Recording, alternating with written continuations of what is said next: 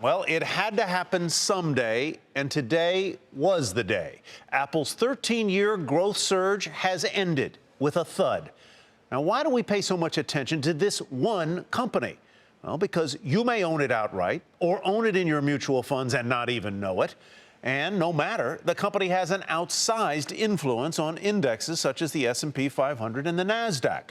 For a superstar like Apple, today's results were nothing less than stunning. Quarterly revenue fell for the first time since 2003, and sales of iPhones, Apple's most popular product, 2/3 of revenue, declined for the first time ever. Apple earned $1.90 a share. Expectations were for $2. Revenue also missed forecasts.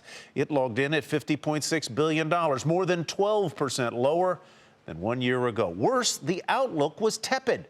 Investors showed their disappointment, shares falling sharply in initial after-hours trading. Josh Lipton has more on the Dow Components' disappointing results.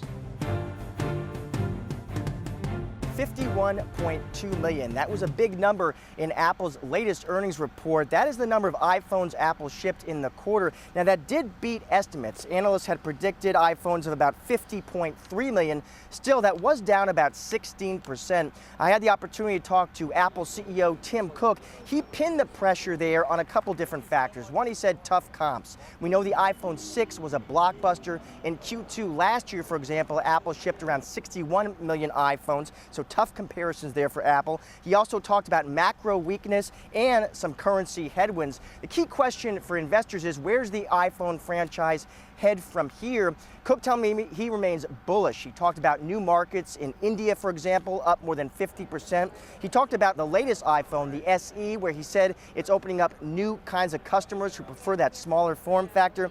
And he said they continue to take market share from rivals, a record number of Android switchers. Cook telling me we are still in the early innings of the iPhone.